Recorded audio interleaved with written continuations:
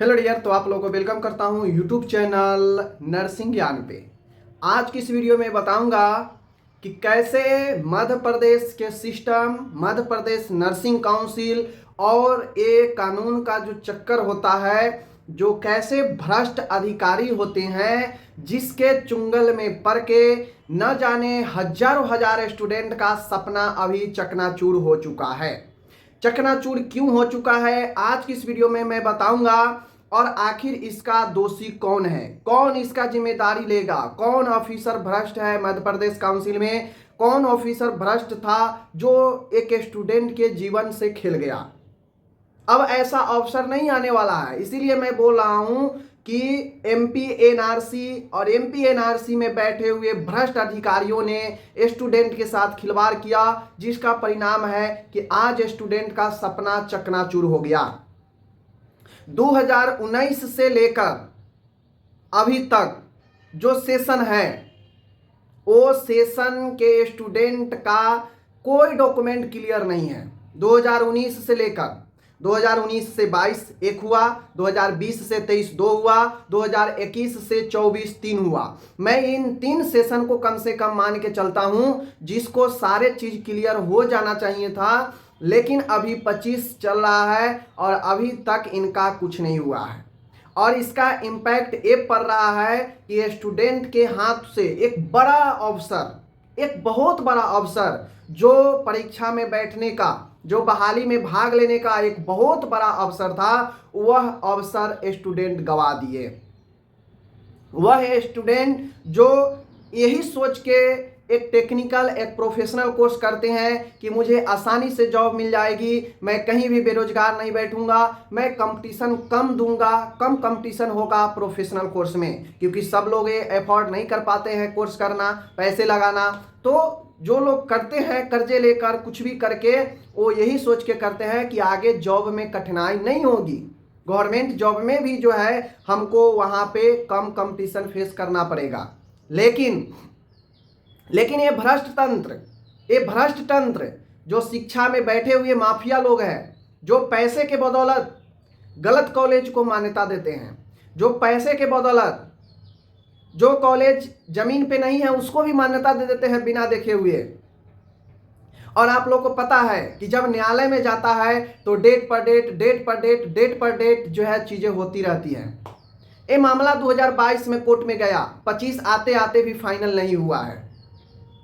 समझ सकते हैं कि जो स्टूडेंट 19 में एडमिशन लिया, जिसका 22 में क्लियर हो जाना चाहिए था, जिसका 20 में एडमिशन लिया 23 में क्लियर हो जाना चाहिए था, जो 21 में एडमिशन लिया 24 में क्लियर हो जाना चाहिए था, आज 25 आधा बीतने वाला है और इसका अभी तक कोई निर्णय नहीं हुआ है। बहाली बिहार में आ चुकी है, मध्य प्रदेश में हिम्मत है तो नर्सिंग कॉलेज चला लेगा ना। कैसे चला लेगा? मध्य प्रदेश में जीएनएम कॉलेज है हिम्मत, जो पहले 500 कॉलेज में सीट नहीं मिलती थी, 500 कॉलेज में भी स्टूडेंट फुल हो जाते थे, वो सिर्फ और सिर्फ बिहार का देन है, बिहार का स्टूडेंट का देन है। वहां पे रह के, पैसे लगा के, पढ़ के, क्लास करके, ट्रेनिंग करके, सब चीज करके वो एमपी वाले को, एमपी गवर्नमेंट को पैकेट को फुल कर रहे थे ना। उससे फायदा किसका था? एमपी गवर्नमेंट, एमपी सिस्टम को। लेकिन बर्बाद कौन कर दिया? एमपी सिस्टम, एमपी में बैठे हुए भ्रष्ट अधिकारी बर्बाद कर दिया। आज बिहार में 11,000 से ऊपर बहाली स्टाफ नर्स की आई है। बिहार में स्टाफ नर्स की बहाली 11,000 से ज्यादा आई है। और एक बड़े बहाली होता है, 11,000 बहाली नर्सिंग जैसे क्षेत्र में अगर आ जाए पूरे साल मिला के, तो लोग समझते हैं बहुत अच्छा है। लेकिन यहाँ पे एक बार में 11,000 बहाली दिया गया है, एक बार में 11,389, जिनका डॉक्यूमेंट क्लियर हो जाना चाहिए था 19 से 22, 20 से 23, उनका अभी तक रिजल्ट पेंडिंग है, डॉक्यूमेंट पेंडिंग है। इसका जिम्मेदार कौन लेगा? और आप लोग जानते हैं सख्त निर्देश है किसी भी काउंसिल में, जब तक आपका डॉक्यूमेंट क्लियर नहीं है, रिजल्ट नहीं क्लियर है, तब तक आप एलिजिबल नहीं है किसी भी वैकेंसी के लिए। तो इसका सीधा सीधा मतलब है 2019 से 22 वाले भी छट गए जो एमपी से किए हैं, 20 से 23 वाले भी छट गए जो अभी रिजल्ट का वेट कर रहे हैं थर्ड ईयर का। अप्लाई शुरू है बिहार में।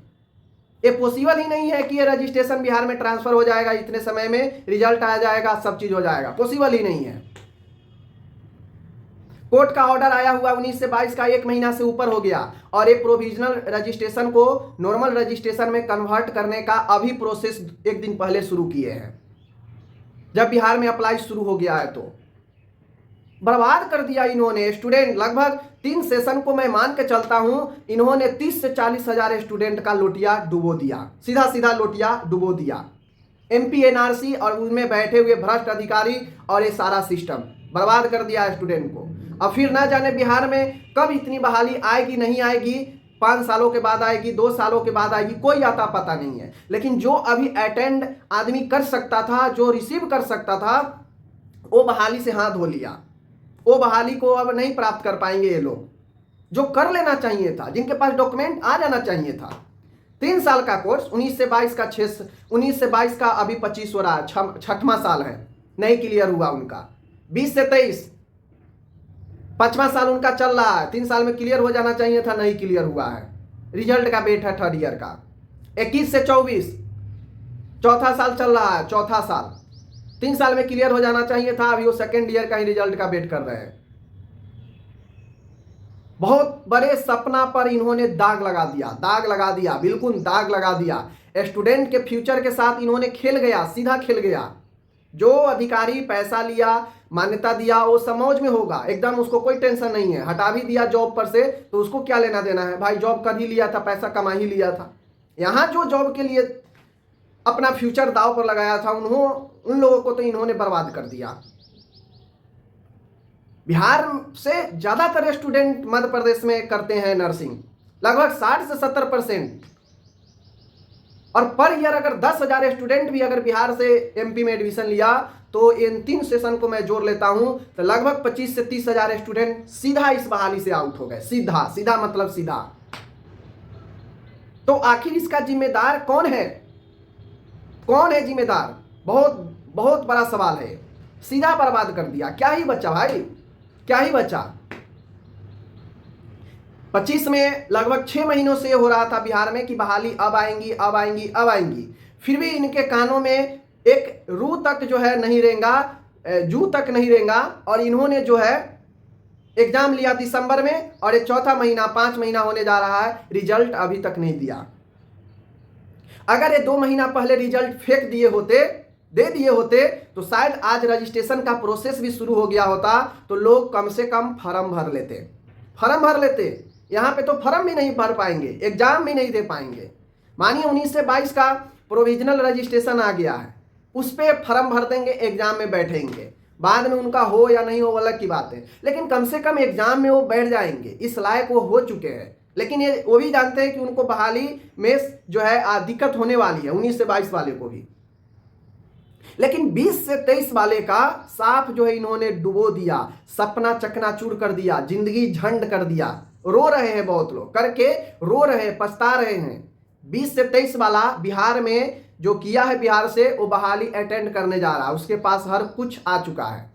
यूपी में जो किया होगा वो भी अटेंड कर लेगा बहाली को, झारखंड से जो किया है वो भी बहाली अटेंड कर लेगा। यानी सभी स्टेट में 20 से 23 वाले का क्लियर हो चुका है मामला, और वो बहाली अटेंड करेंगे, फॉर्म भरेंगे, एग्जाम में बैठेंगे। निकलना न निकलना वो बात की बात है, पहले फॉर्म तो फिल हो जाए, पहले एग्जाम तो दे ले। अगर एग्जाम नहीं निकलेगा तो खुद के दोषी होंगे कि भाई मैं उस लायक तैयारी नहीं किया, नहीं पढ़ा, मुझे नहीं निकला। यहाँ तो एग्जाम फॉर्म भरने के लिए एलिजिबल ही नहीं है स्टूडेंट, उनके पास डॉक्यूमेंट ही नहीं है। साफ नरक में धकेल दिया इन्होंने। इतने दिन झेल झेलाने के बाद 5 सालों के बाद बहाली आ गई बिहार में, बहाली छूट गई।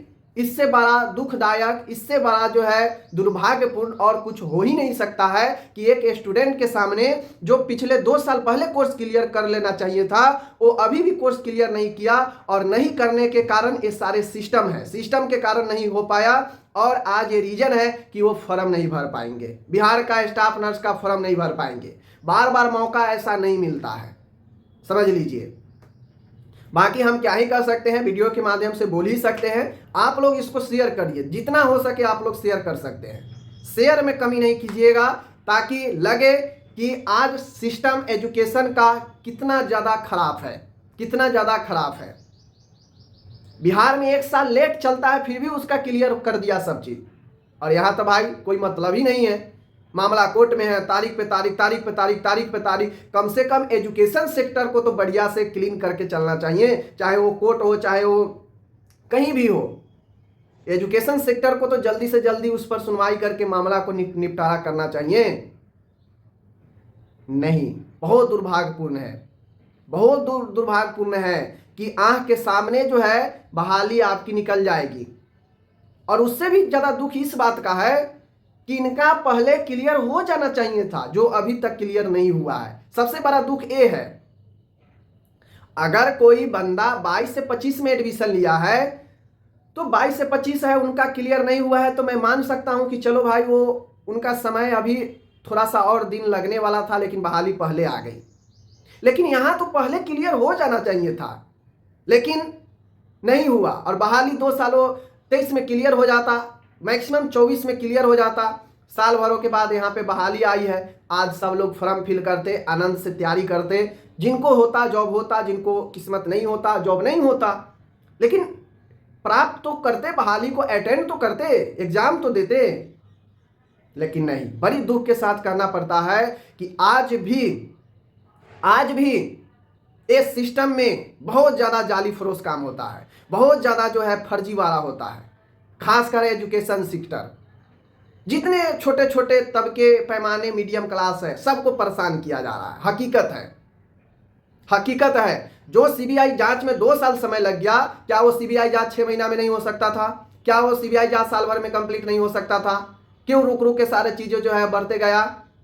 क्यों इससे बहुत सारे जज जो है अपने आप को अलग होते गए? तो ये सब एजुकेशन सेक्टर में बहुत बड़ा धांधली है, बहुत बड़ा, जिसका आज भुक्तभोगी ये सारे के सारे स्टूडेंट हो रहे हैं, जो अब कपार पीट रहे हैं, सर पीट रहे हैं कि मेरे आंखों के सामने बहाली निकल रही है। दुख इसलिए है कि वो बहाली को प्राप्त कर सकते थे, उनके साथ ही छात्र, उनके साथ ही स्टूडेंट जो दूसरे स्टेट से किए हैं, वो बहाली को प्राप्त कर रहे हैं, वो बहाली को फॉर्म फिल करेंगे, एग्जाम देंगे और उनका हो भी सकता है। लेकिन यहाँ पे दुख इस बात का है कि ये फॉर्म ही नहीं डाल सकते, इनके पास डॉक्यूमेंट ही अभी कुछ नहीं है। धन्य हो ऐसे सिस्टम, धन्य हो ऐसे सारे नियम कानून कायदे जो स्टूडेंट को ही जो है नीचे की तरफ धकेल रहा हो। धकेल ही नहीं रहा है भाई। अगर मजबूती से अगर कायदे कानून अगर स्टूडेंट के साथ खड़ा होता, सीधा एकदम ऑर्डर आता, 6 महीने में आपको इंस्पेक्शन कर लेना है, सीबीआई को सीधा निर्देश दिया जाता 6 महीने में आपको सारे चीज क्लियर कर लेना है, बस बात खत्म। 6 महीने में सारा के सारा एमपी का कॉलेज का जांच हो जाता, रिपोर्ट आ जाता, कोर्ट अपना ऑर्डर सुना देती, साल भर में मामला रफा दफा हो जाता। उसके बाद जो गड़बड़ी किया उस पर एक्शन होता, जो होता चलते रहता। लेकिन नहीं, 2 साल सीबीआई जांच करेंगे, 2.5 साल में रिपोर्ट सौंपेंगे, 3वें साल में जाके परत दर परत चीज़ें खुलेंगी, फिर कोई नए जज आके संभालेंगे, फिर वो ऑर्डर पर ऑर्डर देंगे, ऑर्डर पर ऑर्डर देते जाएंगे, हर एक चीज़ को क्लियर करते जाएंगे। कहाँ से होगा भाई? बहुत बड़ा जो है यहाँ पे जो एमपी एनआरसी में बैठे अधिकारी सब थे, फर्जीवाड़ा कर चले गए, पैसे ममोड़ कर चले गए, और आज इसका परिणाम का भुक्तभोगी कौन हो रहा है? स्टूडेंट, सिर्फ स्टूडेंट जो आंखों के सामने बहाली को जाते हुए देखेंगे, जो आंखों के सामने अपने दशा को देखते हुए जो है पछता कर रह जाएंगे, कुछ कर नहीं सकते। मैं भी कुछ नहीं कर सकता हूँ, बोल ही सकता हूँ, आपकी बातों को मैं रख ही सकता हूँ, क्या ही कर सकता हूँ। सिस्टम में तो मैं हूँ नहीं कि मैं बातों को समझ के और सारा चीज़ क्लियर कर दूँ, ऐसा तो है नहीं। बाकी क्या ही कर सकते हैं। चलिए, अब छूट गया तो सपना तो गया, चकनाचूर सब लोग का हो ही गया। ये 3 ईयर 10 सेशन का सपना चकनाचूर हो गया। कोई नहीं, आगे देखिए अब क्या क्या होता है। अब जब बहाली आएगी तब, फिलहाल आपको अब मौन रहना है, ठीक है ना।